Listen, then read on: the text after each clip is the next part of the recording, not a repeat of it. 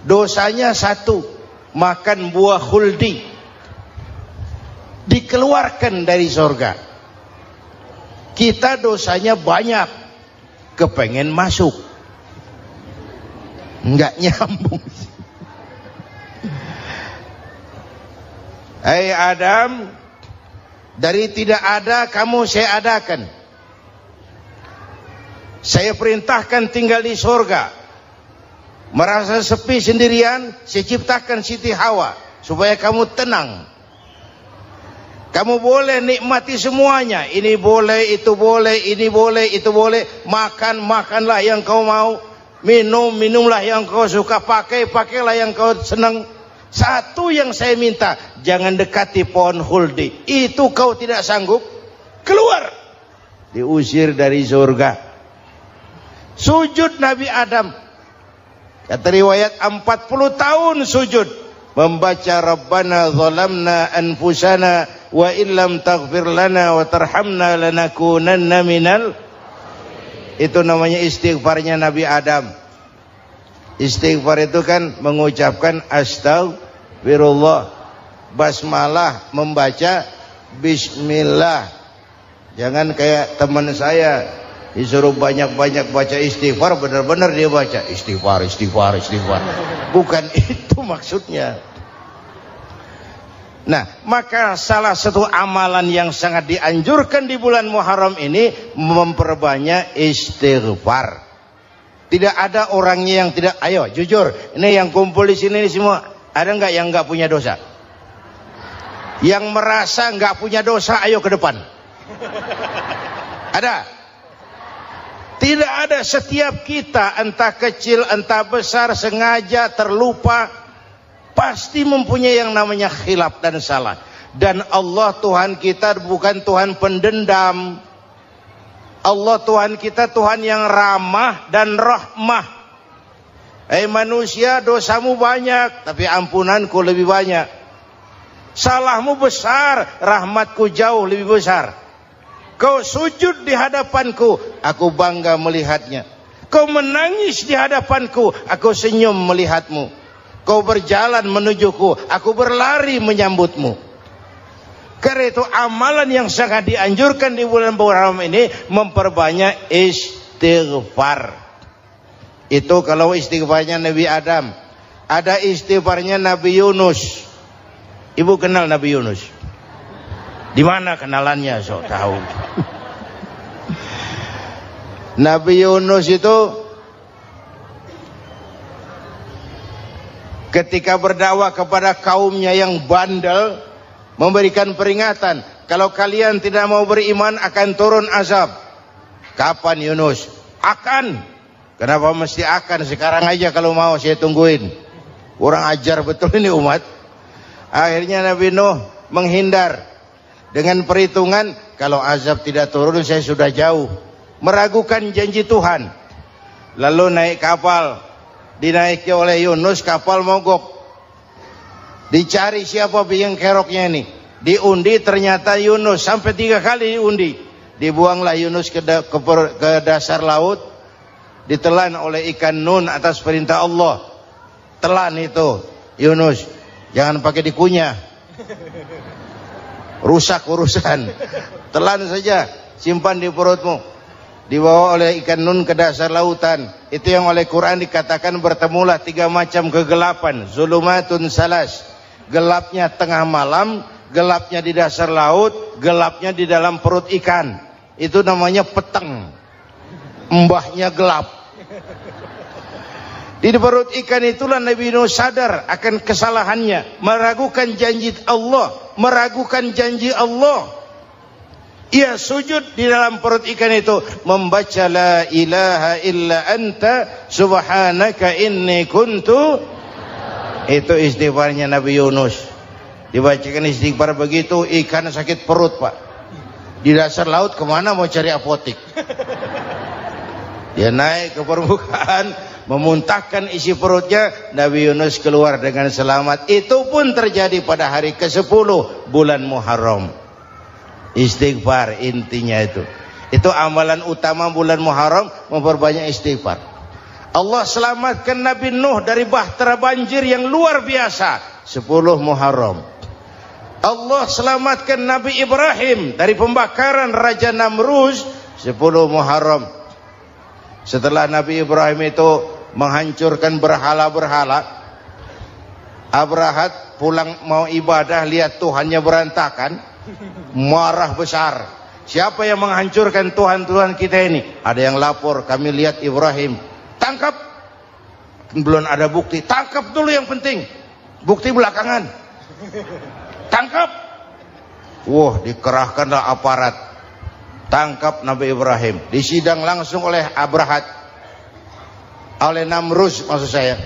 Ibrahim, kau yang menghancurkan berhala-berhala kami ini, Tuhan-Tuhan kami. Siapa bilang? Ada yang lapor. Saya dengar enggak semua berhala itu hancur. Ada yang paling besar, angkat tangan, saya lihat ada kampak di tangannya. Barangkali yang besar itu iseng tuh, yang kecil-kecil dikampakin. Tanya aja sama dia. Kamu gila? Kenapa? Masa kami disuruh nanya berhala? Nggak bisa jawab. Nggak bisa jawab. Lah kenapa disembah? Lebih gila mana sih? Tahu nggak bisa jawab kenapa disembah? Kurang ajar kamu Ibrahim. Bakar. Dibakar. Ketika Ibrahim dilempar ke kobaran api yang menggunung, Allah perintah api, ya naru kuni bardan wa salaman ala Ibrahim. Hai api, dinginlah sampean. Api Madura waktu itu, Pak.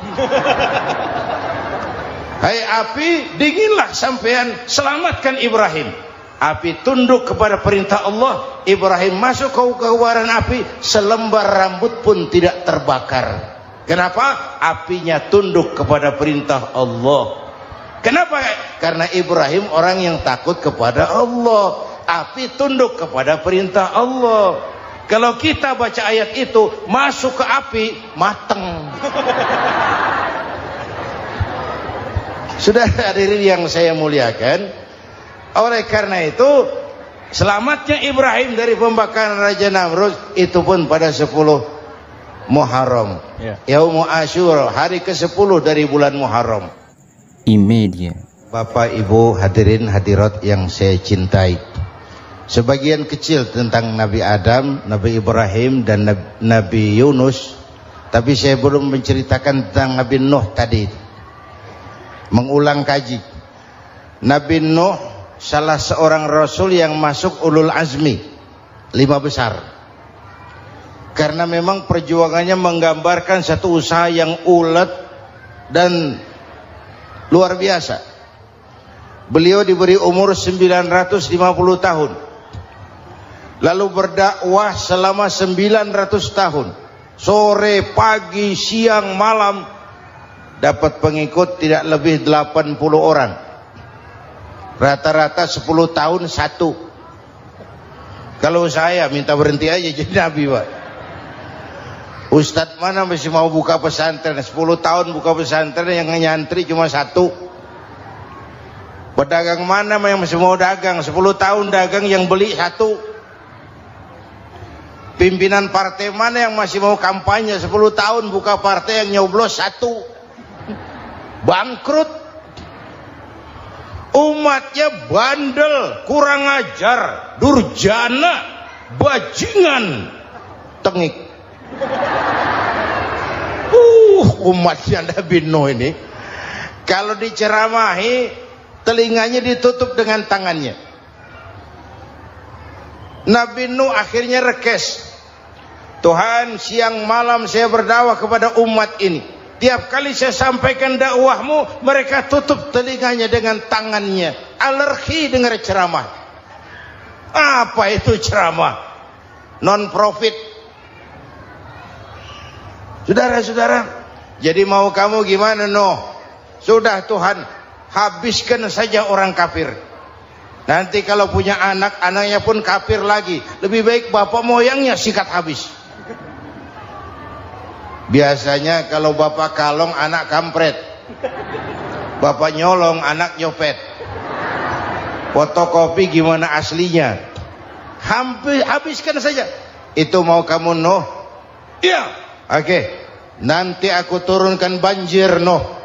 Buat kapal. Dengan apa saya harus buat kapal Nuh? Ya dengan kayu, kata Tuhan. Kayunya dari mana Tuhan? Ya dari pohon Nuh. Pohonnya belum ada Tuhan. Ya tanam dulu Nuh.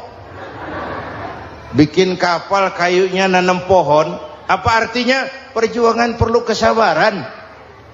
Sukses itu ada prosesnya. Nggak bisa simsalabim abracadabra lalu kita mau sukses. Semua ada prosesnya. Walaupun kenyataannya begitu. Sukses banyak bapaknya, gagal itu yatim.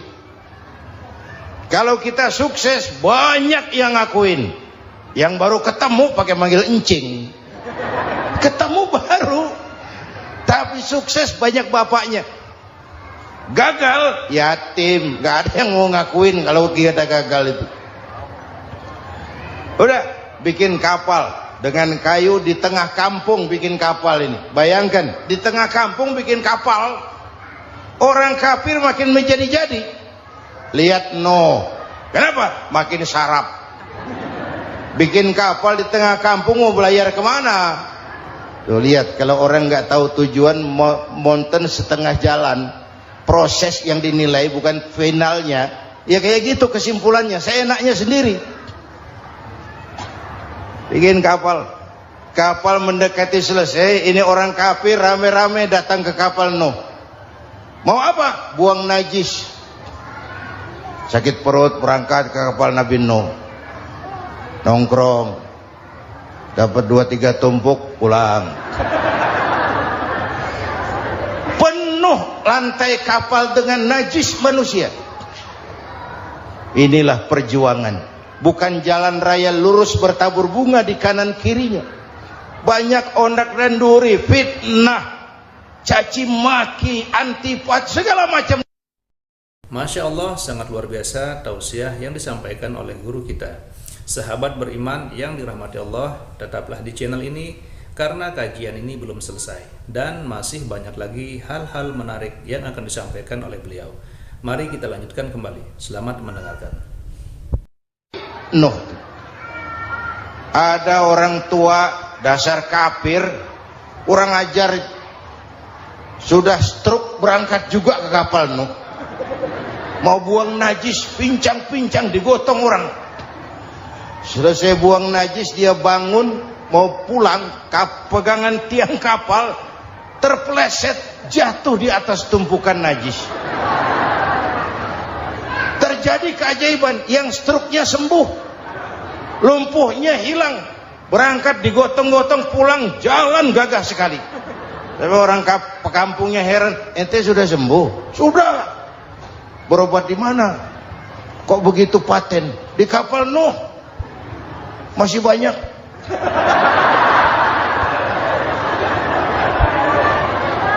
Yang berasa perlu obat bawa rantang.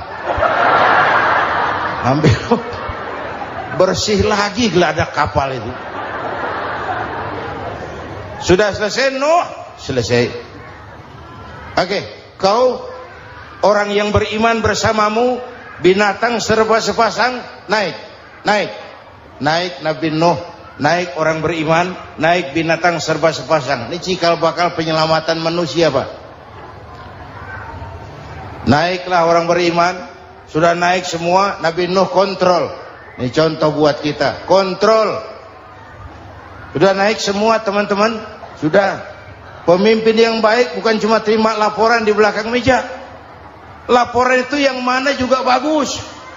Sama juga kampanye, kampanye yang mana juga merdu.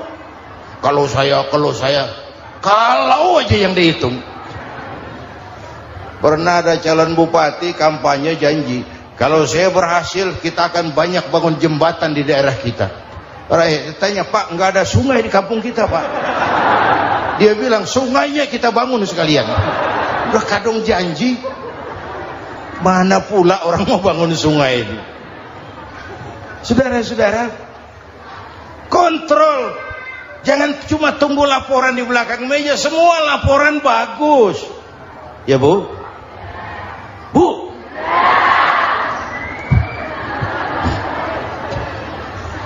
Nabi Nuh kontrol. Sudah naik semua? Sudah Nuh.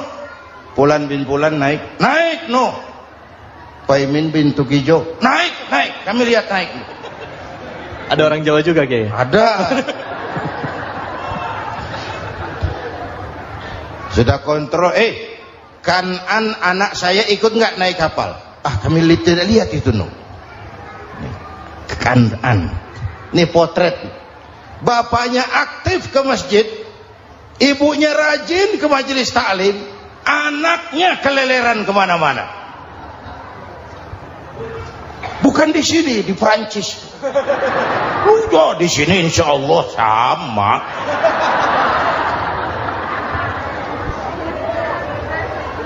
Nuh karena sayang anak, Nuh karena cinta anak, Nuh karena tanggung jawab anak, cari naik ke atas kapal. Lihat Kan'an anak saya? Nggak lihat Nuh. Turun ke ruang bawah, periksa lagi. Mang, ayah Kan'an di dia. Jamaah Tasik ini rupanya di dalam. Tuh ayah mang. Ayah kemana ya budak ini? Turun ke bawah, tanya lagi. Ono Kan'an toh? Ora nano raketok. Rombongan Jawa Tengah naik ke atas buritan. Dari buritan kelihatan ternyata Kan'an tidak ikut naik kapal, kumpul di darat bersama orang kafir. Ini potret kita sekarang. Kumpul sama orang kafir, hanyut anak-anak kita, ditelan budayanya orang kafir, ditelan tradisinya orang kafir, ditelan pergaulannya orang kafir. Nuh karena sayang anak dari atas manggil. Dalam Quran dijelaskan itu. Karena Nabi Nuh di atas, Kan'an di bawah, teriak, ya bunayyar kam ma'ana. Begitu dalam Quran ayatnya. Cuma ini pakai gaya memanggil supaya kelihatan ke gambar, kira-kira Nuh manggilnya begitu. Ini namanya gaya dakwah, Pak. Kalau ceritanya datar nggak menarik. Maka Nuh memanggil Kan'an, ya bunayyar kam ma'ana. Kata yang dengar, heeh. Ini gaya orang manggil, ya bunayyar kam ma'ana.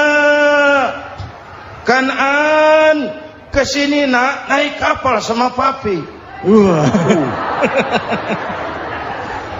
Kata Kan'an di bawah itu, enggak mau papi, John di sini saja. Kata Nuh, jangan nak, Allah sedang murka, akan turun banjir. Kalau datang banjir papi, sa'awi ila jabalin ya'simuni minal ma', saya akan naik ke gunung tinggi yang bisa menyelamatkan saya dari banjir. Kan'an naik ke gunung, gunung dihantam banjir, Kan'an mati. Sampai sekarang. Yang kelima, Nabi Musa, kisah Muharramnya ini. Lahir dalam kondisi yang sulit. Karena Fir'aun mimpi akan lahir seorang anak dari keturunan Bani Israel yang akan menghancurkan kerajaannya. Kata Fir'aun, sudah lahir belum anaknya? Belum. Kalau gitu mulai malam ini laki-laki dilarang bergaul sama istrinya. Semua perempuan hamil di bawah pengawasan negara. Mulai hari ini kalau lahir anak laki-laki terutama Bani Israel, penggal. Satpol PP disiapkan. Udah ada kayaknya. Ada. Patroli. Bayangkan, Fir'aun itu bikin undang-undang seenaknya sendiri. Apalagi merasa kekuasaannya dalam ancaman. Penguasa manapun kalau merasa dalam ancaman, panik. Padahal kekuasaan itu kayak harimau. Makin lama ditaiki, makin sulit turun. Kenapa? Karena macannya makin lapar. Naik terus capek, turun dimakan harimau. Serba sulit. Saudara-saudara, kalau kita mau belajar dari Pak Harto, Saya melihat kekurangan Pak Harto cuma satu, terlambat berhenti.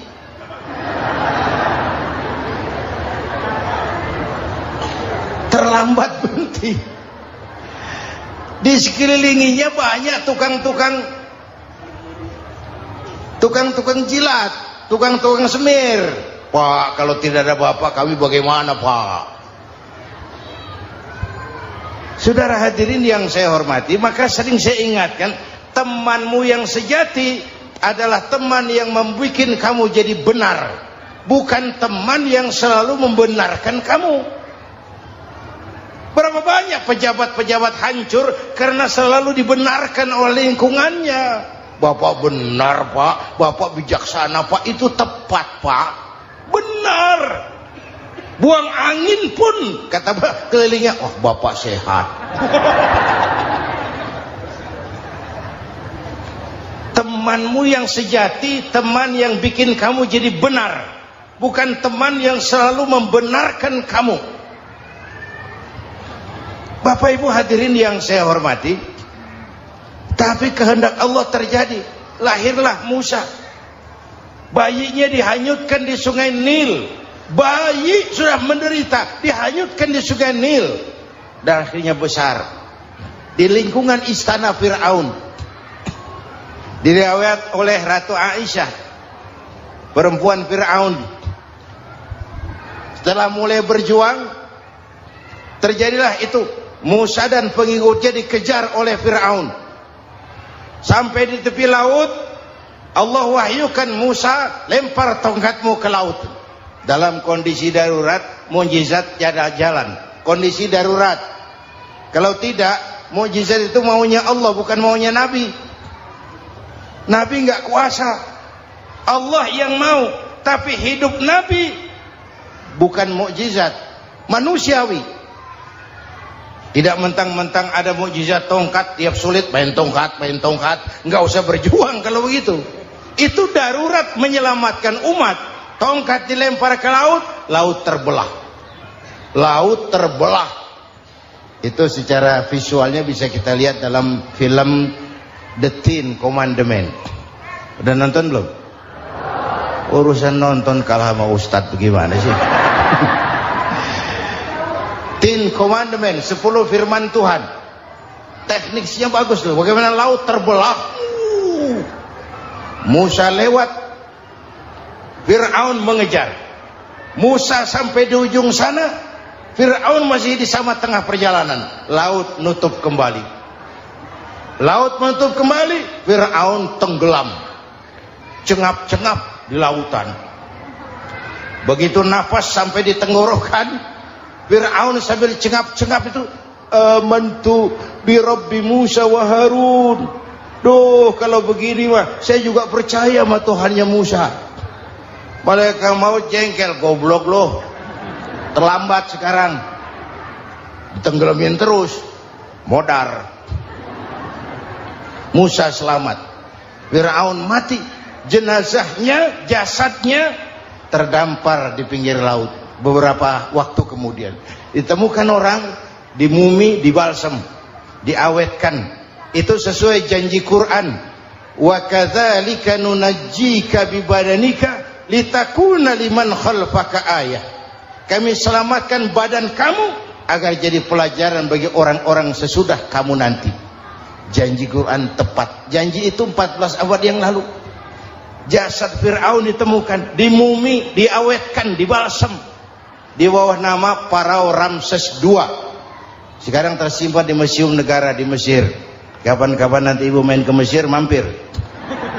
Naik ojek paling berapa itu? Oh, orangnya tinggi, hidungnya mancung, pokoknya pantaslah jadi Fir'aun. Selamatnya Musa di kejaran Fir'aun di ujung sana itu terjadi pada hari ke-10 bulan Muharram, yang oleh orang Nasrani diperingati dengan hari raya Paskah. Mereka melaksanakan puasa, mensyukuri nikmat keselamatan dari kejaran Fir'aun. Makanya kalau kita ikut puasa di bulan Muharram, bukan mengikuti syariatnya Nasrani, salah. Karena Nabi mengajarkan, itu sumbernya. Bukan ikutan sama ibadahnya Israel. Tapi memang agama ini kan merupakan mata rantai. Datang Rasul baru melengkapi Rasul sebelumnya, datang Rasul baru melengkapi Rasul sebelumnya. Mata rantai yang berkaitan. Setelah Muhammad selesai, selesailah tugas Nabi dan Rasul. Selesailah misi Nabi dan Rasul. Tidak ada Nabi lagi sesudah Nabi Muhammad. Itu harga mati, titik. Gak ada kompromi. Siapapun sekarang ini nggak datang ngaku jadi Nabi, wajib tidak percaya. Wajib tidak percaya.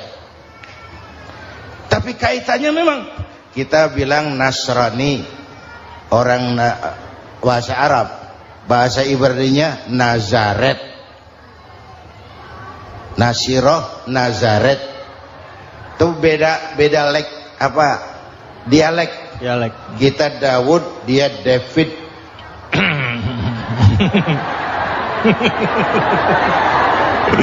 Ibrani. Kita Ali, dia Alek. Kita Sulaiman, dia Solomon. Kita Camat, dia Comot. ini yang ngomong ini comot sembarang. Bapak dan Ibu jamaah yang saya cintai, pertanyaan pertama, hijrah qalbiyah. Ada hijrah badaniyah, hijrah fisik yang dilakukan Nabi dan sahabat dari Mekah ke Madinah. Itu hijrah badaniyah. Ada hijrah qalbiyah, hijrah hati. Dan ini yang kita perlukan sekarang. Karena refleksinya akan membias kepada alur kehidupan. Kalau hati kita mau berhijrah, fisik akan ngikuti. Hijrah dari tempat, dari malas ibadah menjadi rajin ibadah. Hijrah dari maksiat kepada yang ma'ruf, dari berpecah belah menjadi bersatu. Hijrah seperti itu yang sangat kita perlukan. Apalagi masyarakat ini paternalistik. Kita harus hijrah mental sekarang ini. Maka yang disampaikan tadi benar. Seorang ketua MK siap mengundurkan diri kalau terbukti anak buahnya terlibat suap. Itu walaupun siap, tapi sudah angin segar buat rakyat. Bahwa masih ada banyak insya Allah pejabat kita yang punya harga diri. Walaupun ada juga pejabat kita yang muka tembok, kulit badak, kuping kebo. Muka tembok, kulit badak, kuping kebo. Biasanya kalau kereta api tabrakan di negara-negara maju, Menteri Perhubungannya mundur. Di kita petugas palang pintu dipecat. Jauh sekali Menteri sama petugas palang pintu. Yang benar-benar diadili yang krocok-krocok, kopral-kopral gitu. Padahal hadisnya jelas, ar-rashi wal murtashi finnar. Yang nyuap dan yang nerima suap, dua-duanya neraka. Kasus potret belakangan ini, yang nerima suap, yang diuber, yang nyuap aman, yang nyuap aman, yang korupsi pajak dikecil-kecilin, yang ngemplang pajak aman. Padahal ngemplang pajaknya triliunan. Padahal dia sudah dikasih fasilitas oleh negara mengelola sumber daya alam negara yang artinya milik rakyat. Dia harus bayar pajak, uang pajaknya dikumpulkan bagi sebesar-besar kemakmuran rakyat. Itu tindakan merugikan rakyat. Karena itu betul, saya setuju, hijrah qalbi yang perlu kita lakukan sekarang. Hijrah hati. Kita ini bangsa Indonesia, seperti timnas. Timnas sekarang anak-anak muda sudah berani pakai baju PSSI. Iya. Kenapa? Menang. Coba kalau kalah terus, nanti menang. Tapi bangsa Indonesia itu memang seperti timnas. Namanya kesebelasan. 11 orang. Walaupun ada pemain bintang ya ada presiden, gubernur, menteri, itu bintang-bintang. Tapi bintang baru ada artinya kalau dibantu 10 pemain yang lain. Cristiano Ronaldo. Siapa itu? Penyerang tengah Real Madrid. Bintang. Lionel Messi. Siapa lagi itu? Barcelona. Bercelana.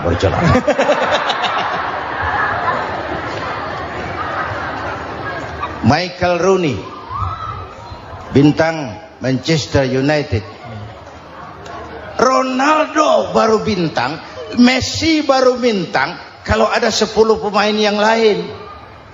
Bagaimanapun hebatnya Cristiano Ronaldo, kalau sendirian lawan satu kesebelasan, babak belur. Itulah kita, bangsa Indonesia. Kita satu kesebelasan, harus saling memperkuat.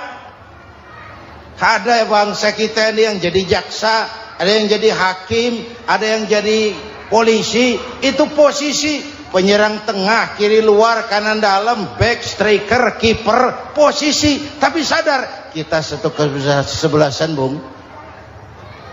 Jangan bikin gol ke gawang sendiri. Kalau punya bola bagus, operan dong sama temannya.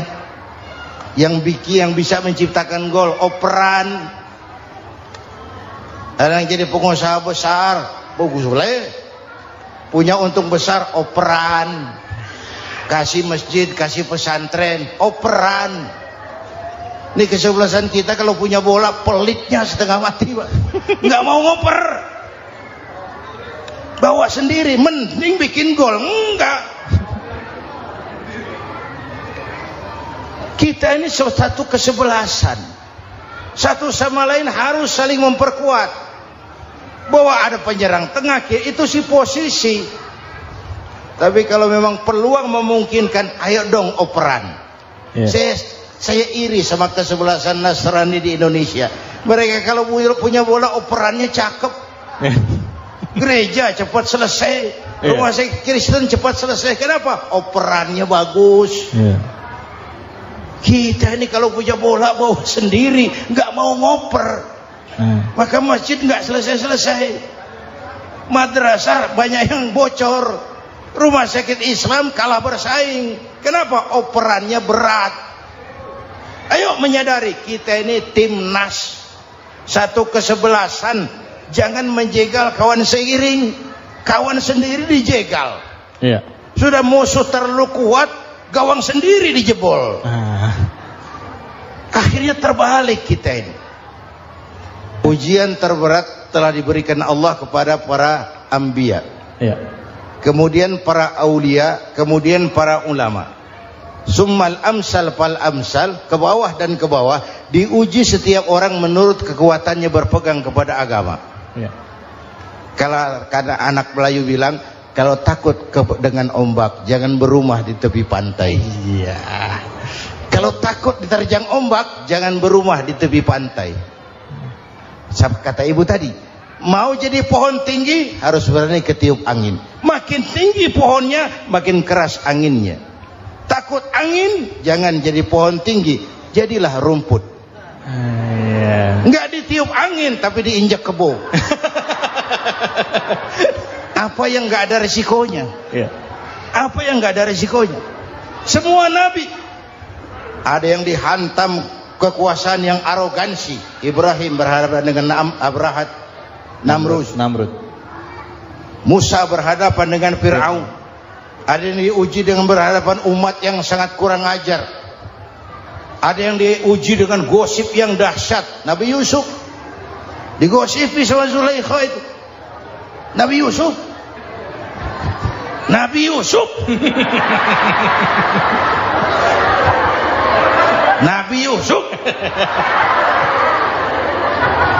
Yang namanya gosip itu kan menyebarkan keburukan orang. Kalau benar saja hukumnya ghibah. Kalau salah hukumnya fitnah. Fitnah lebih bahaya dari pembunuhan. Benarnya ghibah, salahnya fitnah. Saudara hadirin yang saya hormati, jadi resiko itu biasa. Tidak ada yang tanpa resiko. Kalau berani, kalau takut ombak, jangan berumah di tepi pantai. Tinggal bagaimana kita menyikapinya. Kalau kita dewasa, ini bagian ibadah saya kurang. Mungkin karena dia omongin orang, tambah pahala saya. Mungkin karena dia omongin orang, tambah pahala saya. Maka saya ngadepi gosip sepatah pun saya nggak ngomong. Saya cicing, wae cicing. Saya percaya masyarakat itu punya filter. Amin. Alhamdulillahirrabbilalamin. Demikianlah tausiah penuh ilmu, hikmah, dan manfaat yang sudah kita dengarkan bersama dari guru kita. Semoga tausiah yang beliau sampaikan kepada kita semua menjadi ilmu yang bermanfaat dalam kehidupan kita sehari-hari. Sahabat beriman yang dimuliakan Allah, terima kasih banyak sudah menyimak kajian ini sampai selesai. Doa dan harapan saya, semoga sahabat semua selalu diberikan kesehatan, dimudahkan segala urusannya, dan dilancarkan rezekinya. Amin ya rabbal alamin. Demikian yang dapat saya bagikan, kurang lebihnya mohon maaf. Sampai bertemu lagi di kajian berikutnya. Wabillahi taufiq wal hidayah. Wassalamualaikum warahmatullahi wabarakatuh. Setelah kita mendengarkan tausiah yang sangat luar biasa dari guru kita, sekarang mari kita lanjutkan aktivitas kita masing-masing. Semoga kajian yang beliau sampaikan kepada kita semua menjadi ilmu yang bermanfaat dalam kehidupan kita sehari-hari. Dan semoga kita bisa istiqomah dalam mengamalkannya. Amin ya rabbal alamin. Selamat beraktivitas buat sahabat semua dan sukses selalu. Sampai bertemu lagi di video berikutnya. Wassalamualaikum warahmatullahi wabarakatuh. Bismillahirrahmanirrahim. Assalamualaikum warahmatullahi wabarakatuh. Alhamdulillahirrabbilalamin. Wassalatu wassalamu ala ashrafil anbiya'i wal mursalin Sayyidina Muhammadin wa ala alihi wa sahbihi ajma'in, amma ba'du. Sahabat beriman yang dimuliakan Allah, syukur alhamdulillah kita bertemu lagi di channel ini. Pada kesempatan yang berbahagia ini, mari sejenak kita luangkan waktu kita untuk bersama-sama menyimak tausiah yang sangat luar biasa yang akan disampaikan oleh guru kita.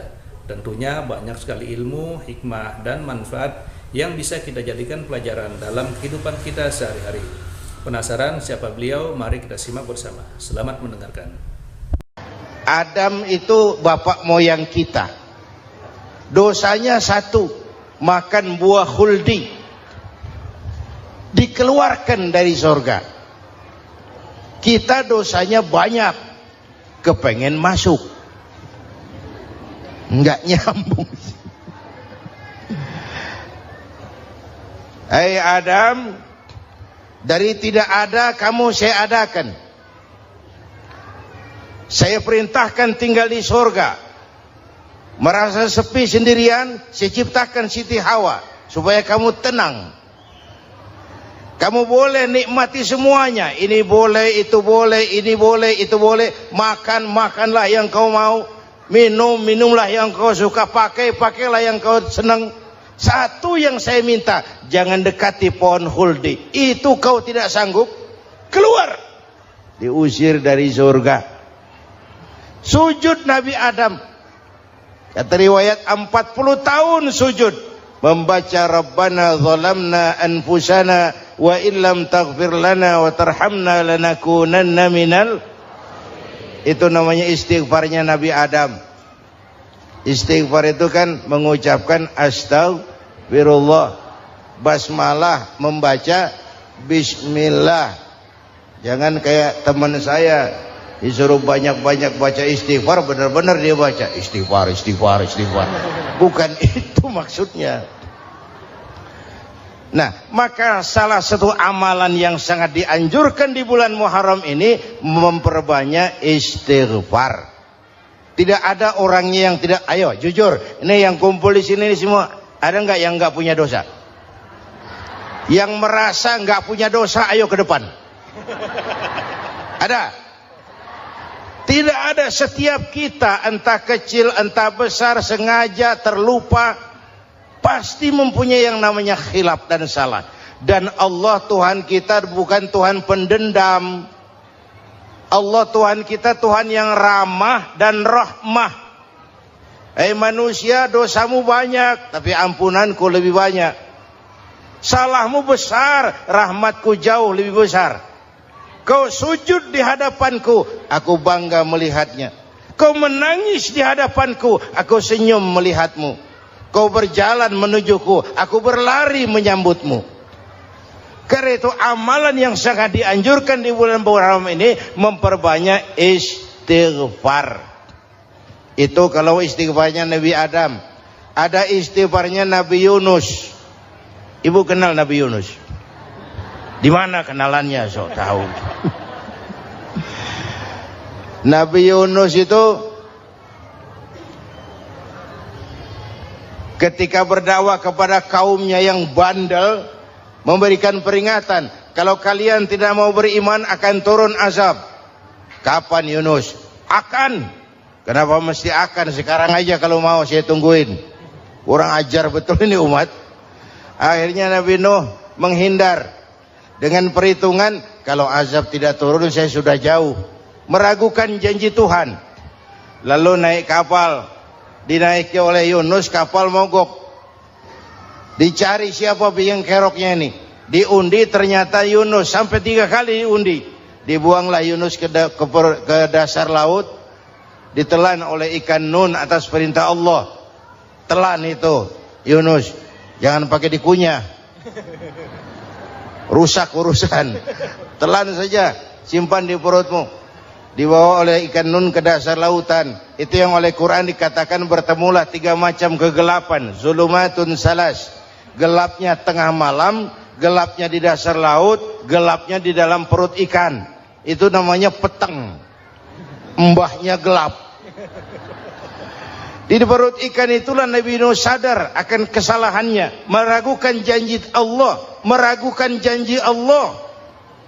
Ia sujud di dalam perut ikan itu, membaca la ilaha illa anta subhanaka inni kuntu. Itu istighfarnya Nabi Yunus. Dibacakan istighfar begitu, ikan sakit perut pak. Di dasar laut kemana mau cari apotik? Dia naik ke permukaan, memuntahkan isi perutnya. Nabi Yunus keluar dengan selamat. Itu pun terjadi pada hari ke-10 bulan Muharram. Istighfar intinya itu. Itu amalan utama bulan Muharram, memperbanyak istighfar. Allah selamatkan Nabi Nuh dari bahtera banjir yang luar biasa 10 Muharram. Allah selamatkan Nabi Ibrahim dari pembakaran Raja Namrus 10 Muharram. Setelah Nabi Ibrahim itu menghancurkan berhala-berhala, Abrahat pulang mau ibadah, lihat Tuhannya berantakan, marah besar. Siapa yang menghancurkan Tuhan-Tuhan kita ini? Ada yang lapor, kami lihat Ibrahim. Tangkap. Belum ada bukti. Tangkap dulu yang penting. Bukti belakangan. Tangkap. Wah, dikerahkanlah aparat. Tangkap Nabi Ibrahim. Disidang langsung oleh Abrahat. Oleh Namrus maksud saya. Ibrahim, kau yang menghancurkan berhala-berhala kami ini, Tuhan-Tuhan kami. Siapa bilang? Ada yang lapor. Saya dengar enggak semua berhala itu hancur. Ada yang paling besar, angkat tangan, saya lihat ada kampak di tangannya. Barangkali yang besar itu iseng tuh, yang kecil-kecil dikampakin. Tanya aja sama dia. Kamu gila? Kenapa? Masa kami disuruh nanya berhala? Nggak bisa jawab. Nggak bisa jawab. Lah kenapa disembah? Lebih gila mana sih? Tahu nggak bisa jawab kenapa disembah? Kurang ajar kamu Ibrahim. Bakar, dibakar. Ketika Ibrahim dilempar ke kobaran api yang menggunung, Allah perintah api, ya naru kuni bardan wa salaman ala Ibrahim. Hai api, dinginlah sampean. Api Madura waktu itu pak. Hai api, dinginlah sampean, selamatkan Ibrahim. Api tunduk kepada perintah Allah. Ibrahim masuk ke kobaran api, selembar rambut pun tidak terbakar. Kenapa? Apinya tunduk kepada perintah Allah. Kenapa? Karena Ibrahim orang yang takut kepada Allah. Api tunduk kepada perintah Allah. Kalau kita baca ayat itu, masuk ke api, mateng. Sudah hadirin yang saya muliakan, oleh karena itu selamatnya Ibrahim dari pembakaran Raja Namrud itu pun pada 10 Muharram, Yaumul Asyura, hari ke-10 dari bulan Muharram. Imedia. Bapak Ibu hadirin hadirat yang saya cintai, sebagian kecil tentang Nabi Adam, Nabi Ibrahim dan Nabi Yunus, tapi saya belum menceritakan tentang Nabi Nuh tadi. Mengulang kaji, Nabi Nuh salah seorang rasul yang masuk ulul azmi 5 besar, karena memang perjuangannya menggambarkan satu usaha yang ulet dan luar biasa.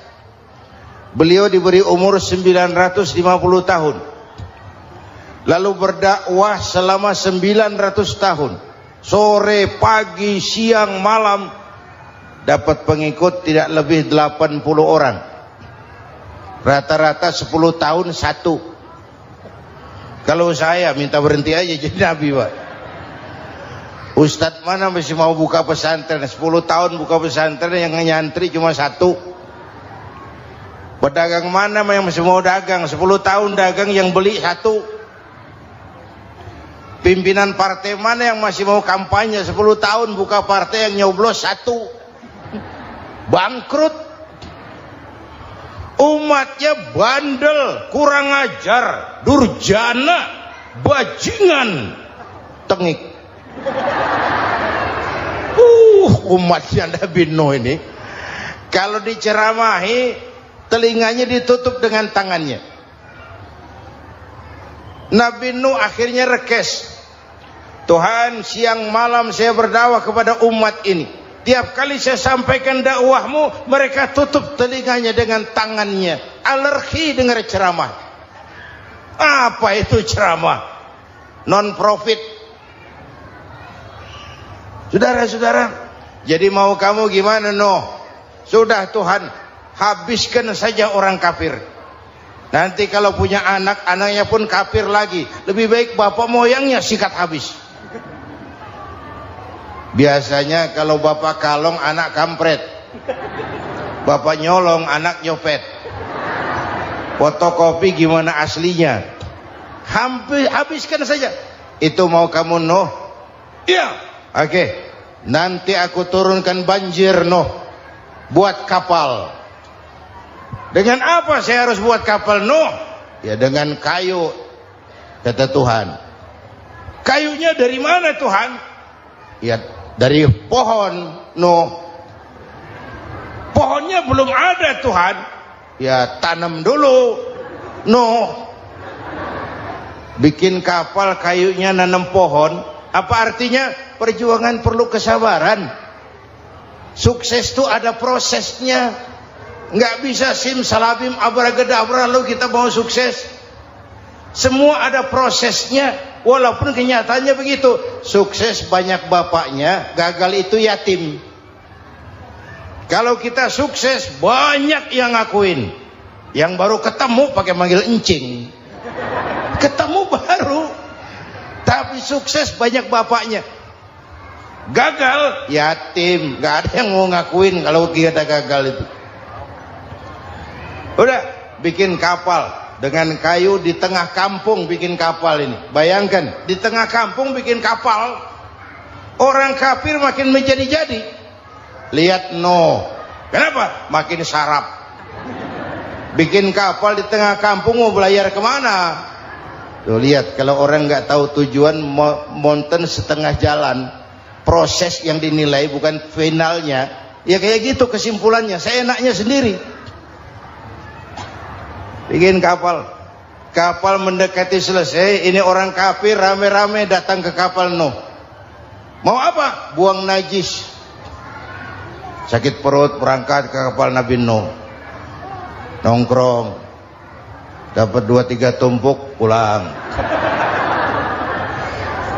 Penuh lantai kapal dengan najis manusia. Inilah perjuangan. Bukan jalan raya lurus bertabur bunga di kanan kirinya. Banyak ondak dan duri, fitnah, caci maki, antipat, segala macam. Masya Allah, sangat luar biasa tausiah yang disampaikan oleh guru kita.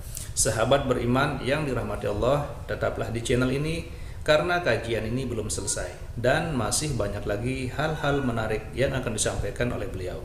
Mari kita lanjutkan kembali. Selamat mendengarkan.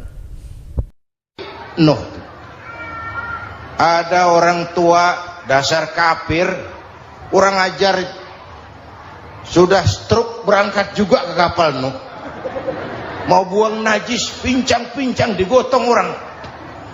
Selesai buang najis, dia bangun mau pulang, pegangan tiang kapal terpeleset, jatuh di atas tumpukan najis. Terjadi keajaiban, yang stroke-nya sembuh, lumpuhnya hilang, berangkat digotong-gotong pulang, jalan gagah sekali. Tapi orang kampungnya heran, ente sudah sembuh? Sudah. Berobat di mana? Kok begitu paten? Di kapal Nuh. Masih banyak.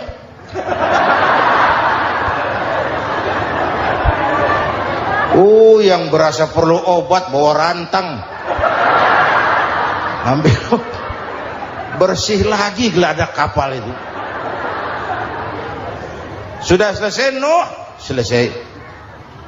Oke, kau orang yang beriman bersamamu, binatang serba sepasang, naik Nabi Nuh, naik orang beriman, naik binatang serba sepasang. Ini cikal bakal penyelamatan manusia, Pak. Naiklah orang beriman, sudah naik semua, Nabi Nuh kontrol. Ini contoh buat kita, kontrol. Sudah naik semua teman-teman, sudah. Pemimpin yang baik bukan cuma terima laporan di belakang meja. Laporan itu yang mana juga bagus. Sama juga kampanye, kampanye yang mana juga merdu. Kalau saya, kalau aja yang dihitung. Pernah ada calon bupati kampanye janji, kalau saya berhasil kita akan banyak bangun jembatan di daerah kita. Rakyat tanya, Pak, nggak ada sungai di kampung kita, Pak. Dia bilang, sungainya kita bangun sekalian. Udah kadung janji, mana pula orang mau bangun sungai ini. Saudara-saudara, kontrol. Jangan cuma tunggu laporan di belakang meja. Semua laporan bagus. Ya Bu? Bu?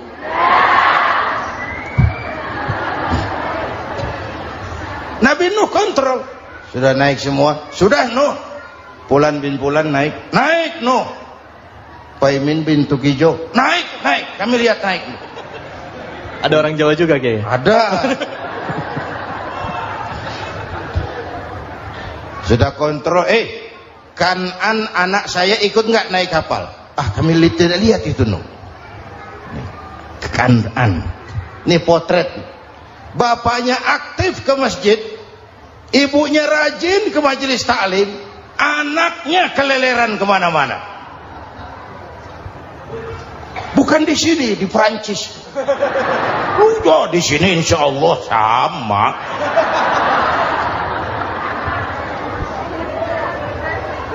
Nuh karena sayang anak, Nuh karena cinta anak, Nuh karena tanggung jawab anak, cari naik ke atas kapal. Lihat Kanaan, anak saya, nggak lihat Nuh. Turun ke ruang bawah, periksa lagi. Mang, ayah Kanaan di dia. Jamaah Tasik ini rupanya di dalam. Tuh ayah Mang. Ayah kemana ya budak ini? Turun ke bawah, tanya lagi. Ono Kanaan toh? Ora nano raketok. Rombongan Jawa Tengah. Naik ke atas buritan. Dari buritan kelihatan ternyata Kanaan tidak ikut naik kapal, kumpul di darat bersama orang kafir. Ini potret kita sekarang. Kumpul sama orang kafir, hanyut anak-anak kita, ditelan budayanya orang kafir, ditelan tradisinya orang kafir, ditelan pergaulannya orang kafir. Nuh karena sayang anak dari atas manggil. Dalam Quran dijelaskan itu. Karena Nabi Nuh di atas, Kanaan di bawah, teriak, ya bunayyar kam ma'ana begitu dalam Quran ayatnya. Cuma ini pakai gaya memanggil supaya kelihatan kegambar, kira-kira Nuh manggilnya begitu. Ini namanya gaya dakwah, Pak. Kalau ceritanya datar nggak menarik. Maka Nuh memanggil Kan'an, ya bunayya arkam ma'ana. Kata yang dengar, heeh. Ini gaya orang manggil, ya bunayya arkam ma'ana. Kan'an, kesini nak, naik kapal sama papi. Kata Kan'an di bawah itu, enggak mau papi, John di sini saja. Kata Nuh, jangan nak, Allah sedang murka, akan turun banjir. Kalau datang banjir papi, sa'awi ila jabalin ya'simuni minal ma', saya akan naik ke gunung tinggi yang bisa menyelamatkan saya dari banjir. Kan'an naik ke gunung, gunung dihantam banjir, Kan'an mati. Sampai sekarang. Yang kelima, Nabi Musa, kisah Muharramnya ini. Lahir dalam kondisi yang sulit. Karena Fir'aun mimpi akan lahir seorang anak dari keturunan Bani Israel yang akan menghancurkan kerajaannya. Kata Fir'aun, sudah lahir belum anaknya? Belum. Kalau gitu mulai malam ini laki-laki dilarang bergaul sama istrinya. Semua perempuan hamil di bawah pengawasan negara. Mulai hari ini kalau lahir anak laki-laki terutama Bani Israel, penggal. Satpol PP disiapkan. Udah ada kayaknya. Ada. Patroli. Bayangkan, nah Fir'aun itu bikin undang-undang seenaknya sendiri. Apalagi merasa kekuasaannya dalam ancaman. Penguasa manapun kalau merasa dalam ancaman, panik. Padahal kekuasaan itu kayak harimau. Makin lama ditaiki, makin sulit turun. Kenapa? Karena macannya makin lapar. Naik terus capek, turun dimakan harimau. Serba sulit. Saudara-saudara, kalau kita mau belajar dari Pak Harto, saya melihat kekurangan Pak Harto cuma satu, terlambat berhenti.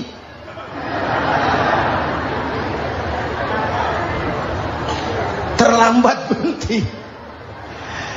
Di sekelilinginya banyak tukang-tukang jilat, tukang-tukang semir. Pak, kalau tidak ada bapak kami bagaimana, Pak? Saudara hadirin yang saya hormati, maka sering saya ingatkan, temanmu yang sejati adalah teman yang membuat kamu jadi benar, bukan teman yang selalu membenarkan kamu. Berapa banyak pejabat-pejabat hancur karena selalu dibenarkan oleh lingkungannya. Bapak benar, Pak. Bapak bijaksana, Pak. Itu tepat, Pak. Benar. Buang angin pun kata kelilingnya, oh bapak sehat. Temanmu yang sejati, teman yang bikin kamu jadi benar, bukan teman yang selalu membenarkan kamu. Bapak ibu hadirin yang saya hormati, tapi kehendak Allah terjadi. Lahirlah Musa. Bayinya dihanyutkan di sungai Nil. Bayi sudah menderita, dihanyutkan di sungai Nil.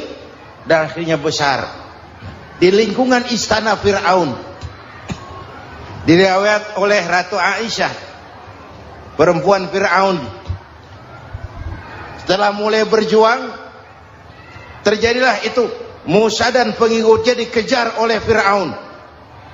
Sampai di tepi laut, Allah wahyukan Musa, lempar tongkatmu ke laut. Dalam kondisi darurat, mukjizat tiada jalan. Kondisi darurat. Kalau tidak, mukjizat itu maunya Allah, bukan maunya Nabi. Nabi nggak kuasa. Allah yang mau. Tapi hidup Nabi bukan mukjizat, manusiawi. Tidak mentang-mentang ada mukjizat tongkat, tiap sulit main tongkat, nggak usah berjuang kalau begitu. Itu darurat menyelamatkan umat. Tongkat dilempar ke laut, laut terbelah. Laut terbelah. Itu secara visualnya bisa kita lihat dalam film The Ten Commandments. Udah nonton belum? Urusan nonton kalah sama Ustadz bagaimana sih? Ten Commandments, 10 firman Tuhan.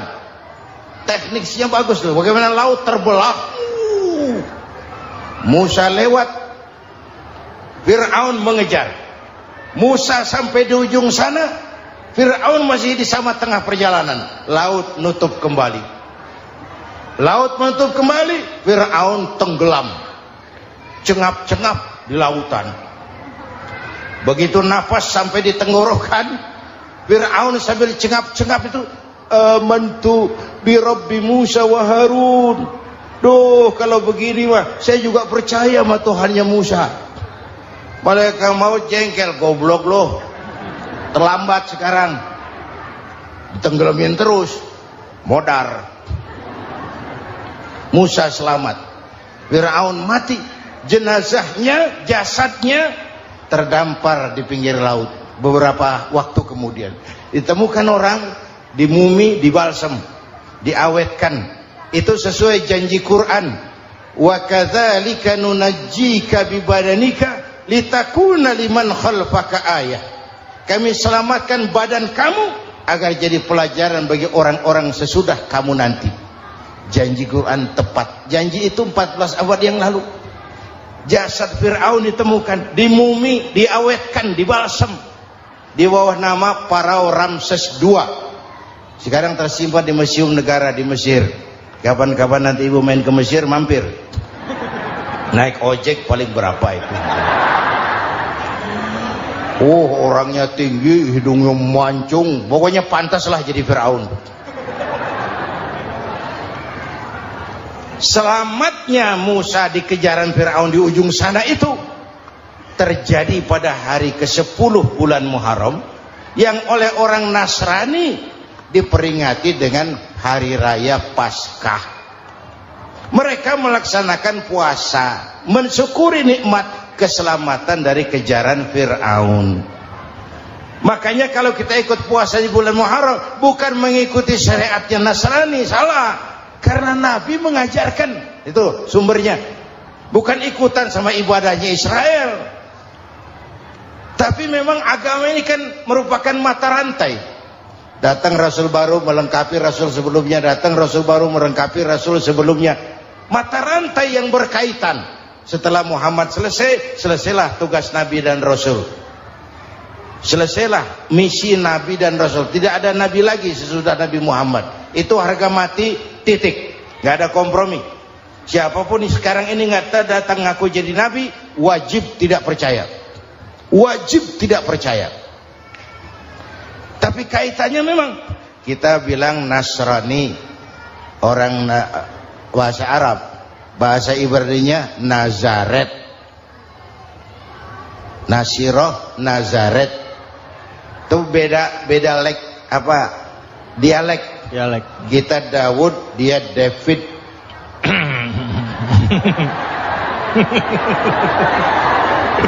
Ibrani. Kita Ali, dia Alek. Kita Sulaiman, dia Solomon. Kita Camat, dia Comot. Ini yang ngomong ini comot semua. Imedia. Bapak dan Ibu jamaah yang saya cintai, pertanyaan pertama, hijrah qalbiyah. Ada hijrah badaniyah, hijrah fisik yang dilakukan Nabi dan sahabat dari Mekah ke Madinah. Itu hijrah badaniyah. Ada hijrah qalbiyah, hijrah hati. Dan ini yang kita perlukan sekarang. Karena refleksinya akan membias kepada alur kehidupan. Kalau hati kita mau berhijrah, fisik akan ngikuti. Hijrah dari tempat, dari malas ibadah menjadi rajin ibadah. Hijrah dari maksiat kepada yang ma'ruf, dari berpecah belah menjadi bersatu. Hijrah seperti itu yang sangat kita perlukan. Apalagi masyarakat ini paternalistik. Kita harus hijrah mental sekarang ini. Maka yang disampaikan tadi benar. Seorang ketua MK siap mengundurkan diri kalau terbukti anak buahnya terlibat suap. Itu walaupun siap, tapi sudah angin segar buat rakyat. Bahwa masih ada banyak insya Allah pejabat kita yang punya harga diri. Walaupun ada juga pejabat kita yang muka tembok, kulit badak, kuping kebo. Muka tembok, kulit badak, kuping kebo. Biasanya kalau kereta api tabrakan di negara-negara maju, Menteri Perhubungannya mundur. Di kita petugas palang pintu dipecat. Jauh sekali menteri sama petugas palang pintu. Yang benar-benar diadili yang krocok-krocok, kopral-kopral itu. Padahal hadisnya jelas, ar-rashi wal murtashi finnar. Yang nyuap dan yang nerima suap dua-duanya neraka. Kasus potret belakangan ini, yang nerima suap yang diuber, yang nyuap aman. Yang nyuap aman. Yang korupsi pajak dikecil-kecilin, yang ngemplang pajak aman. Padahal ngemplang pajaknya triliunan. Padahal dia sudah dikasih fasilitas oleh negara mengelola sumber daya alam negara yang artinya milik rakyat. Dia harus bayar pajak, uang pajaknya dikumpulkan bagi sebesar-besar kemakmuran rakyat. Itu tindakan merugikan rakyat. Karena itu betul, saya setuju, hijrah qalbi yang perlu kita lakukan sekarang. Hijrah hati. Kita ini bangsa Indonesia, seperti timnas. Timnas sekarang anak-anak muda sudah berani pakai baju PSSI. Iya. Kenapa? Menang. Coba kalau kalah terus, nanti menang. Tapi bangsa Indonesia itu memang seperti timnas. Namanya kesebelasan. 11 orang. Walaupun ada pemain bintang ya ada presiden, gubernur, menteri, itu bintang-bintang. Tapi bintang baru ada artinya kalau dibantu 10 pemain yang lain. Cristiano Ronaldo.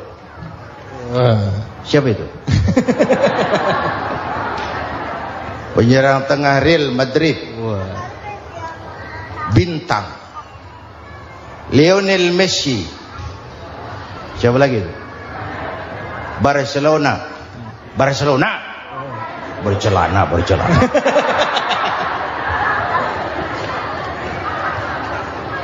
Michael Rooney. Bintang Manchester United. Ronaldo baru bintang, Messi baru bintang kalau ada 10 pemain yang lain. Bagaimanapun hebatnya Cristiano Ronaldo, kalau sendirian lawan satu kesebelasan babak belur. Itulah kita, bangsa Indonesia. Kita satu kesebelasan, harus saling memperkuat. Ada bangsa kita ini yang jadi jaksa, ada yang jadi hakim, ada yang jadi polisi. Itu posisi penyerang tengah, kiri luar, kanan dalam, back, striker, kiper, posisi. Tapi sadar kita satu kesebelasan, Bung. Jangan bikin gol ke gawang sendiri. Kalau punya bola bagus, operan dong sama temannya. Yang bisa menciptakan gol, operan. Ada yang jadi pengusaha besar, bagus boleh. Punya untung besar, operan. Kasih masjid, kasih pesantren, operan. Ini kesebelasan kita kalau punya bola pelitnya setengah mati, Pak. Nggak mau ngoper. Bawa sendiri, mending bikin gol. Enggak. Kita ini satu kesebelasan. Satu sama lain harus saling memperkuat. Bahwa ada penyerang tengah, itu si posisi. Tapi kalau memang peluang memungkinkan, ayo dong operan. Saya Saya iri sama kesebelasan Nasrani di Indonesia. Mereka kalau punya bola operannya cakep. Gereja cepat selesai, rumah sakit Kristen cepat selesai. Kenapa? Operannya bagus. Kita ini kalau punya bola bawa sendiri, nggak mau ngoper, maka masjid nggak selesai-selesai. Madrasah banyak yang bocor, rumah sakit Islam kalah bersaing. Kenapa? Operannya berat. Ayo menyadari kita ini timnas, satu kesebelasan. Jangan menjegal kawan seiring, kawan sendiri dijegal. Sudah musuh terlalu kuat, gawang sendiri dijebol. Akhirnya terbalik kita ini. Ujian terberat telah diberikan Allah kepada para anbiya, kemudian para aulia, kemudian para ulama. Summal amsal fal amsal, ke bawah dan ke bawah, diuji setiap orang menurut kekuatannya berpegang kepada agama. Kalau karena anak Melayu bilang, kalau takut dengan ombak jangan berumah di tepi pantai. Kalau takut diterjang ombak jangan berumah di tepi pantai. Kata ibu tadi, mau jadi pohon tinggi harus berani ketiup angin. Makin tinggi pohonnya makin keras anginnya. Takut angin, jangan jadi pohon tinggi, jadilah rumput. Enggak ditiup angin tapi diinjak kebo. Apa yang enggak ada resikonya? Apa yang enggak ada resikonya? Semua nabi ada yang dihantam kekuasaan yang arogansi. Ibrahim berhadapan dengan Namrud. Musa berhadapan dengan Fir'aun. Ada yang diuji dengan berhadapan umat yang sangat kurang ajar. Ada yang diuji dengan gosip yang dahsyat. Nabi Yusuf digosipi sama Zulaikha itu. Nabi Yusuf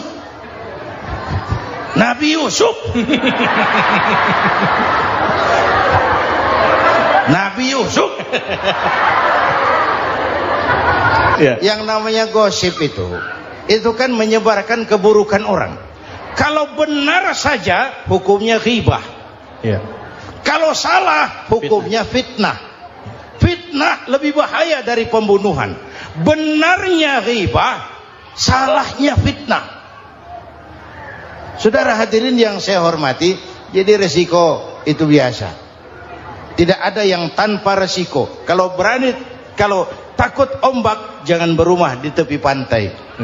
Tinggal bagaimana kita menyikapinya. Kalau kita dewasa, ini bagian ibadah saya kurang, mungkin karena dia omongin orang tambah pahala saya. Mungkin karena dia omongin orang tambah pahala saya. Maka saya ngadepi gosip sepatah pun saya nggak ngomong. Saya cicing. Saya percaya masyarakat itu punya filter. Amin. Alhamdulillahirrabbilalamin. Demikianlah tausiah penuh ilmu, hikmah, dan manfaat yang sudah kita dengarkan bersama dari guru kita. Semoga tausiah yang beliau sampaikan kepada kita semua menjadi ilmu yang bermanfaat dalam kehidupan kita sehari-hari. Sahabat beriman yang dimuliakan Allah, terima kasih banyak sudah menyimak kajian ini sampai selesai. Doa dan harapan saya, semoga sahabat semua selalu diberikan kesehatan, dimudahkan segala urusannya, dan dilancarkan rezekinya. Amin ya rabbal alamin. Demikian yang dapat saya bagikan, kurang lebihnya mohon maaf. Sampai bertemu lagi di kajian berikutnya. Wabillahi taufiq wal hidayah. Wassalamualaikum warahmatullahi wabarakatuh. Setelah kita mendengarkan tausiah yang sangat luar biasa dari guru kita, sekarang mari kita lanjutkan aktivitas kita masing-masing. Semoga kajian yang beliau sampaikan kepada kita semua menjadi ilmu yang bermanfaat dalam kehidupan kita sehari-hari. Dan semoga kita bisa istiqomah dalam mengamalkannya. Amin ya rabbal alamin. Selamat beraktivitas buat sahabat semua dan sukses selalu. Sampai bertemu lagi di video berikutnya. Wassalamualaikum warahmatullahi wabarakatuh. Bismillahirrahmanirrahim. Assalamualaikum warahmatullahi wabarakatuh. Alhamdulillahirrabbilalamin. Wassalatu wassalamu ala ashrafil anbiya'i wal mursalin Sayyidina Muhammadin wa ala alihi wa sahbihi ajma'in, amma ba'du. Sahabat beriman yang dimuliakan Allah, syukur alhamdulillah kita bertemu lagi di channel ini.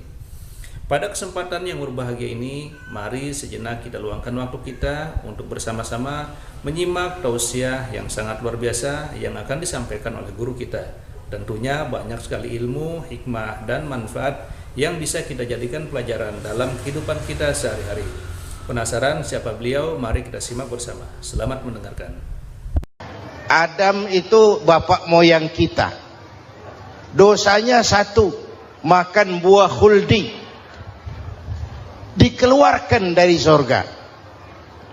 Kita dosanya banyak, kepengen masuk, enggak nyambung. Hai Adam, dari tidak ada kamu saya adakan. Saya perintahkan tinggal di surga. Merasa sepi sendirian, saya ciptakan Siti Hawa supaya kamu tenang. Kamu boleh nikmati semuanya. Ini boleh, itu boleh, ini boleh, itu boleh. Makan, makanlah yang kau mau. Minum, minumlah yang kau suka. Pakai, pakailah yang kau senang. Satu yang saya minta, jangan dekati pohon khuldi. Itu kau tidak sanggup, keluar. Diusir dari surga. Sujud Nabi Adam. Kata riwayat 40 tahun sujud. Membaca Rabbana zalamna anfusana wa illam taghfir lana wa tarhamna lanakunanna minal. Itu namanya istighfarnya Nabi Adam. Istighfar itu kan mengucapkan astagfirullah, basmalah, membaca bismillah. Jangan kayak teman saya disuruh banyak-banyak baca istighfar, benar-benar dia baca istighfar, istighfar, istighfar. Bukan itu maksudnya. Nah, maka salah satu amalan yang sangat dianjurkan di bulan Muharram ini memperbanyak istighfar. Tidak ada orangnya yang tidak. Ayo jujur, ini yang kumpul di sini semua, ada nggak yang nggak punya dosa? Yang merasa nggak punya dosa, ayo ke depan. Ada?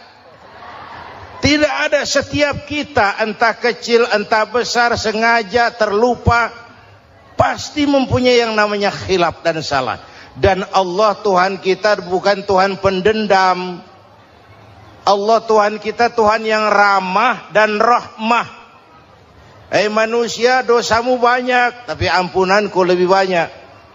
Salahmu besar, rahmatku jauh lebih besar. Kau sujud di hadapanku, aku bangga melihatnya.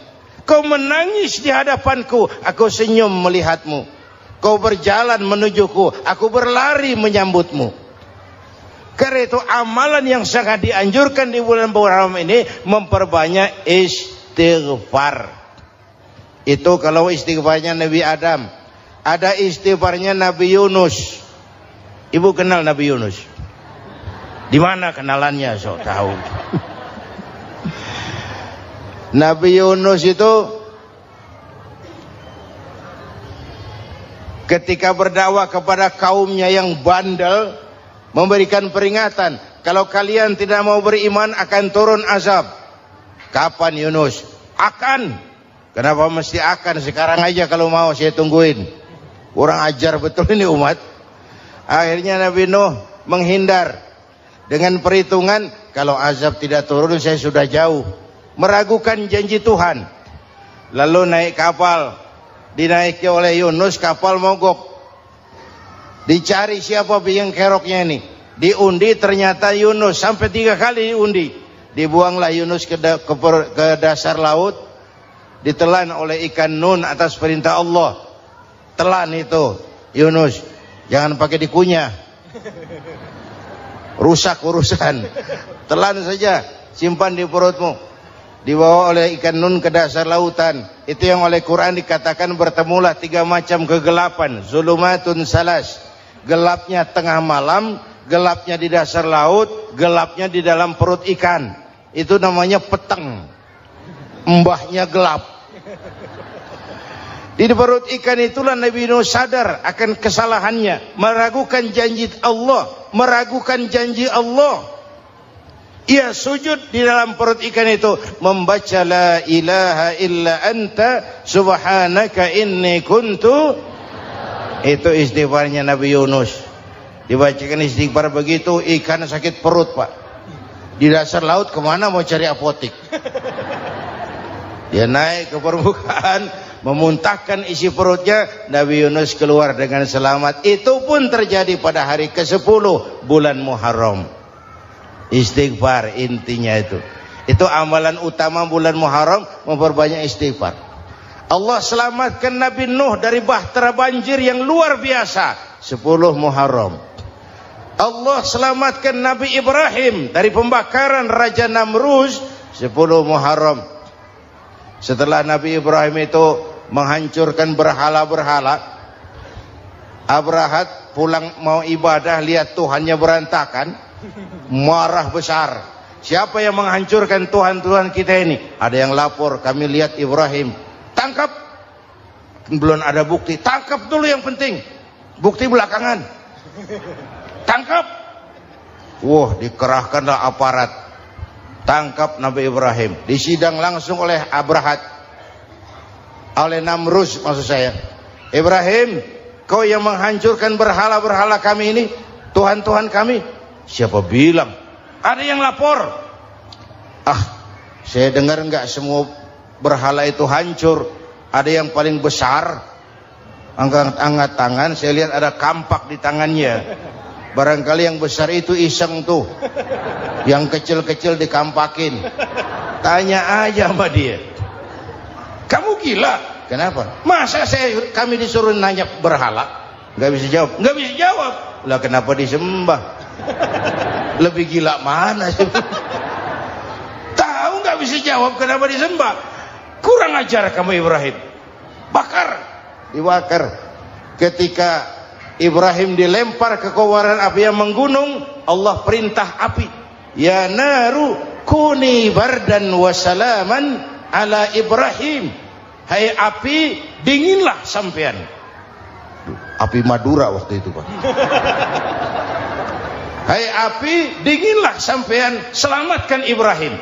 Api tunduk kepada perintah Allah. Ibrahim masuk ke kobaran api, selembar rambut pun tidak terbakar. Kenapa? Apinya tunduk kepada perintah Allah. Kenapa? Karena Ibrahim orang yang takut kepada Allah. Api tunduk kepada perintah Allah. Kalau kita baca ayat itu, masuk ke api, mateng.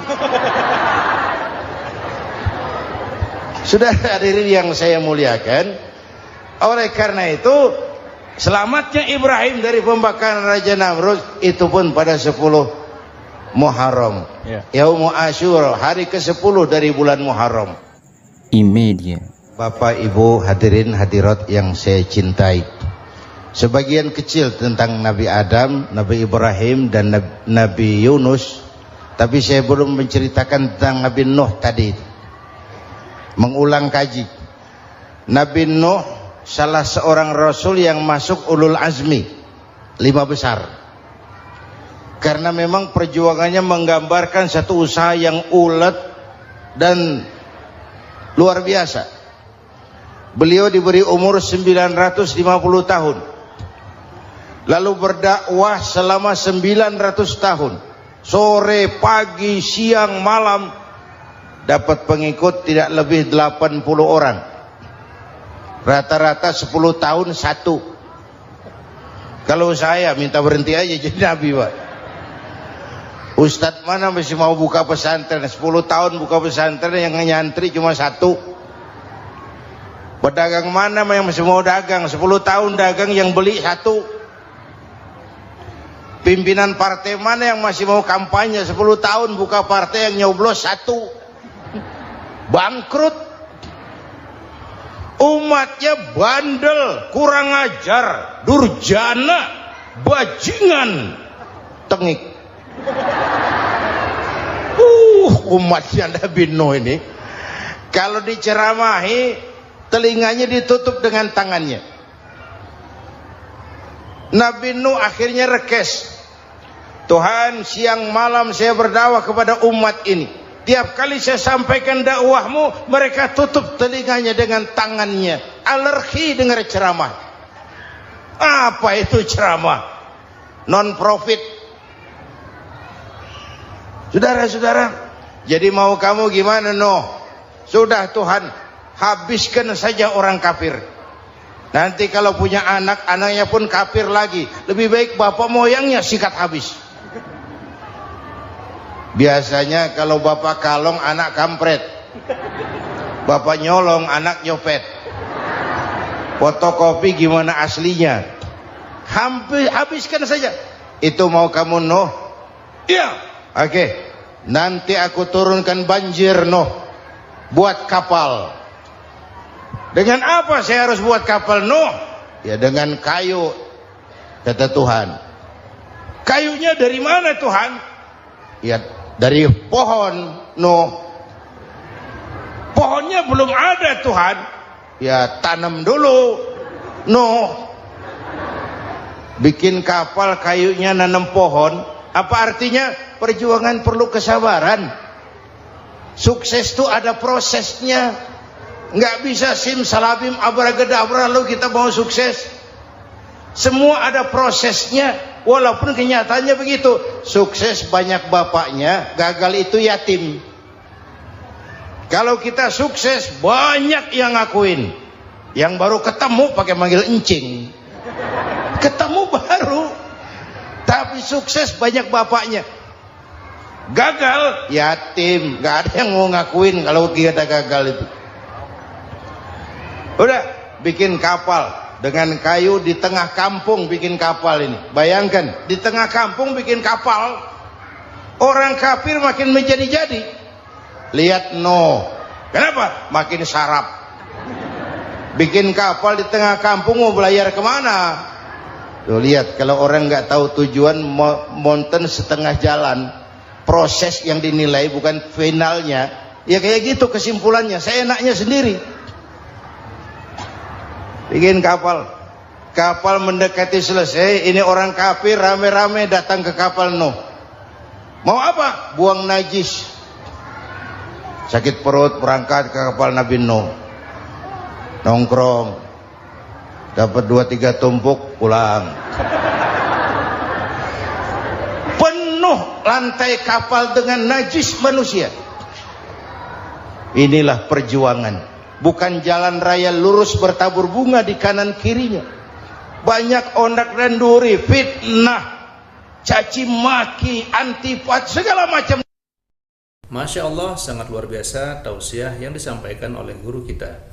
Sahabat beriman yang dirahmati Allah, tetaplah di channel ini karena kajian ini belum selesai dan masih banyak lagi hal-hal menarik yang akan disampaikan oleh beliau. Mari kita lanjutkan kembali. Selamat mendengarkan.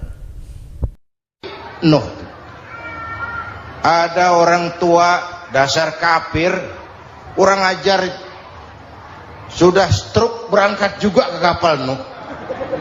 Mau buang najis, pincang-pincang digotong orang. Selesai buang najis, dia bangun mau pulang, pegangan tiang kapal terpeleset, jatuh di atas tumpukan najis. Terjadi keajaiban, yang struknya sembuh, lumpuhnya hilang, berangkat digotong-gotong pulang, jalan gagah sekali. Tapi orang kampungnya heran, ente sudah sembuh? Sudah. Berobat di mana? Kok begitu paten? Di kapal Nuh. Masih banyak.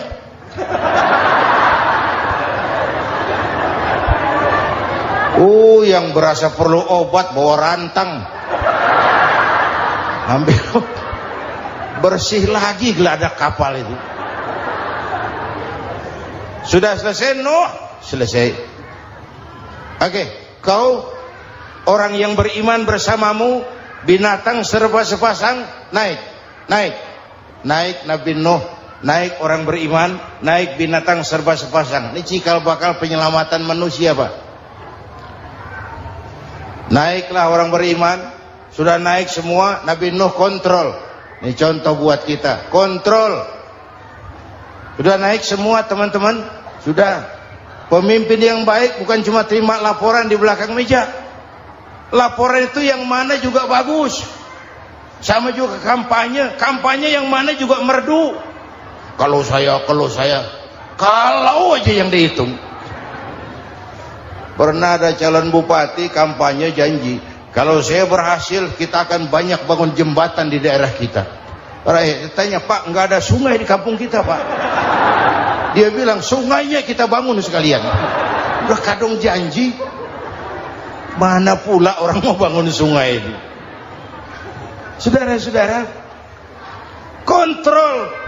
Jangan cuma tunggu laporan di belakang meja. Semua laporan bagus. Ya Bu? Bu?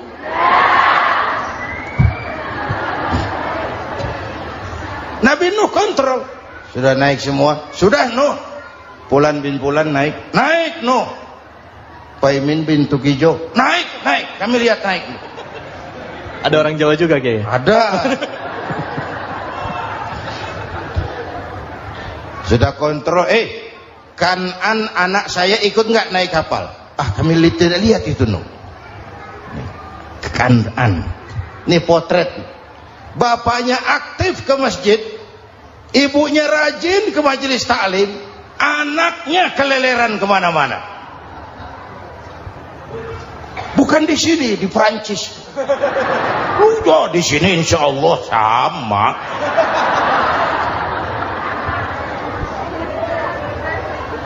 Nuh karena sayang anak, Nuh karena cinta anak, Nuh karena tanggung jawab anak, cari naik ke atas kapal. Lihat Kan'an anak saya? Nggak lihat Nuh. Turun ke ruang bawah, periksa lagi. Mang, ayah Kan'an di dia. Jamaah Tasik ini rupanya di dalam. Tuh ayah Mang. Ayah ke mana ya budak ini?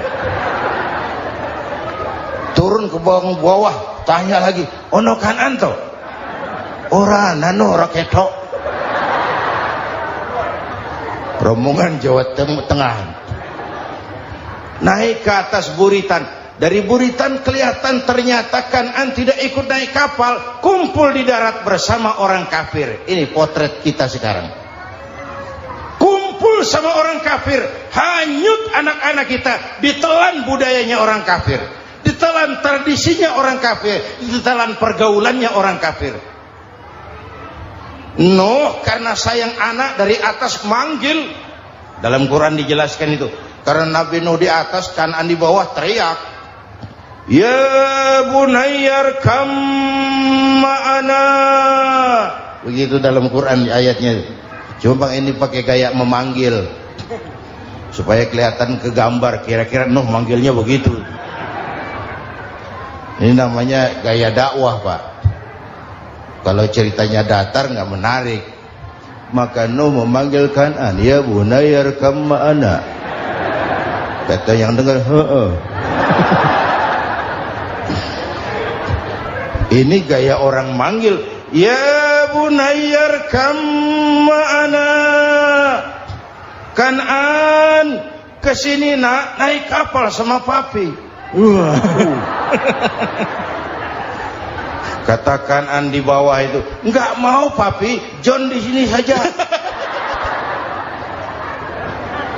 Kata Nuh, jangan nak, Allah sedang murka, akan turun banjir.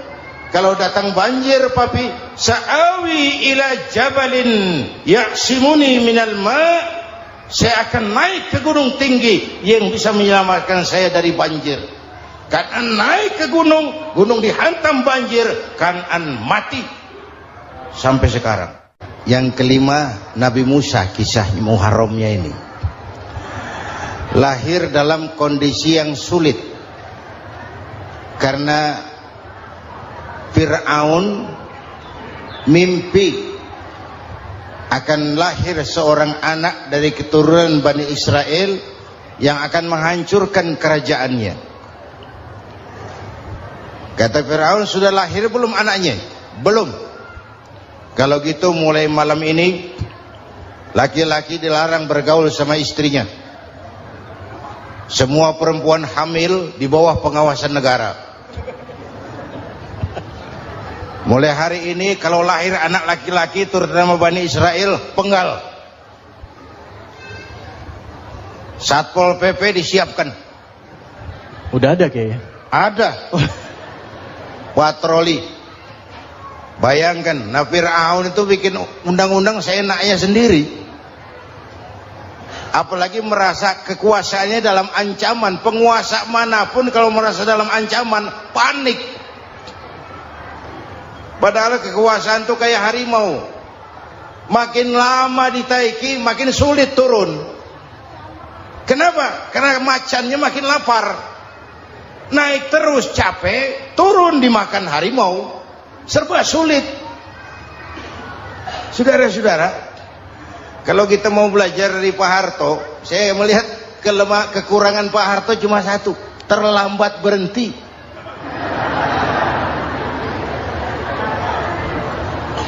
Terlambat berhenti. Di sekelilinginya banyak tukang jilat, tukang semir. Pak, kalau tidak ada bapak kami bagaimana, Pak? Saudara hadirin yang saya hormati, maka sering saya ingatkan, temanmu yang sejati adalah teman yang membuat kamu jadi benar, bukan teman yang selalu membenarkan kamu. Berapa banyak pejabat-pejabat hancur karena selalu dibenarkan oleh lingkungannya. Bapak benar, Pak. Bapak bijaksana, Pak. Itu tepat, Pak. Benar. Buang angin pun kata kelilingnya, oh Bapak sehat.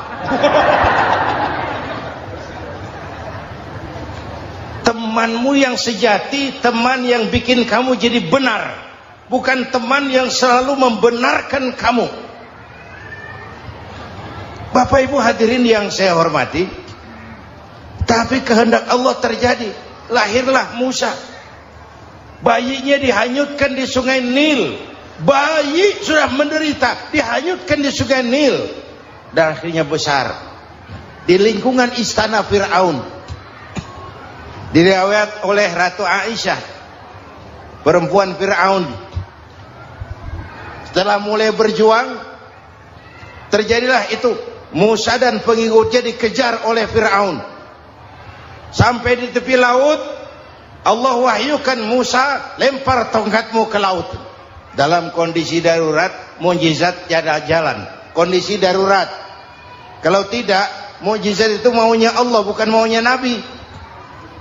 Nabi nggak kuasa, Allah yang mau.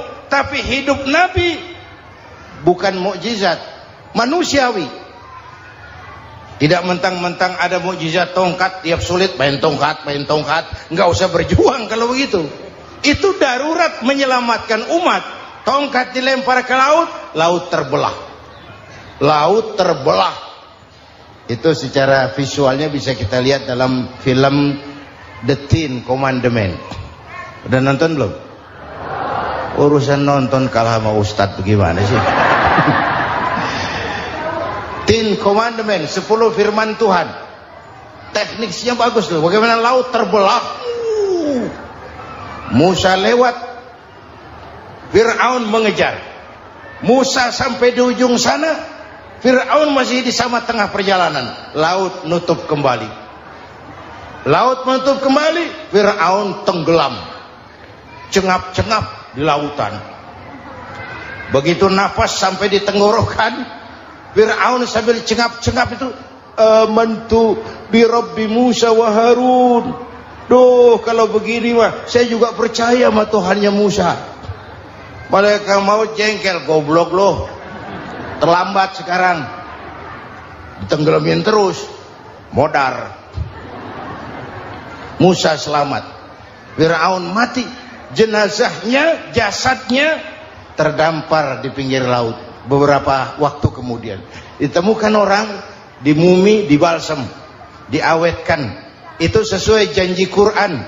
Wa kadzalika nunajjika bi badanika litakuna liman khalfaka ayah. Kami selamatkan badan kamu agar jadi pelajaran bagi orang-orang sesudah kamu nanti. Janji Quran tepat. Janji itu 14 abad yang lalu. Jasad Fir'aun ditemukan, dimumi, diawetkan, dibalsem di bawah nama Farao Ramses II. Sekarang tersimpan di Museum Negara di Mesir. Kapan-kapan nanti ibu main ke Mesir, mampir. Naik ojek paling berapa itu? Oh, orangnya tinggi, hidungnya mancung, pokoknya pantaslah jadi Fir'aun. Selamatnya Musa di kejaran Firaun di ujung sana itu